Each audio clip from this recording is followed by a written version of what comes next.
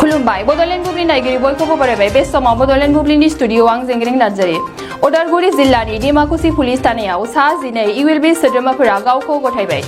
थामथि गोजोन गोरोबथा बिटिआर एकर्डनि उनाव नैथि खेब उदखारि हानजा इउएलबि जोनोम मोनदोंमोन आरो सानैसो सोद्रोमाफोरा ससियेल मिडियाआव गावसोरखौ बर'नि गेजेराव फिन हाथियारजों सोमावसारग्रा इउनाइटेड लिबारेशन फर बड'लेण्ड गुसुङै इउएलबि आफाद दानाय जाबाय होननानै ससियेल मिडियानि गेजेरजों फोसावदोंमोन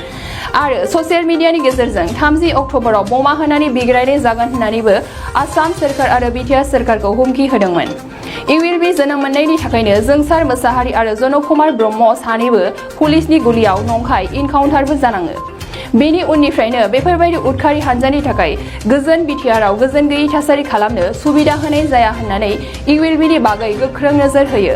आरो पुलिस बिफाना नोजोर होनाय बायदियै गासै सा 12 जों दाजानाय इउएलबि आफादनि सोद्रोमाफोरा गावसोरखौनो उदालगुरि जिल्ला डिमाकुसि पुलिसनि आखायाव गथायनो गोनांथि जायो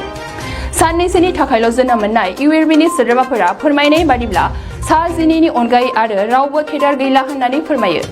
दायो सोंथि सिखारो साननैसोनि थाखाय आफाद दाब्रबनानै बर'नि सानै सुबुंनि जिउ फोजोबबाय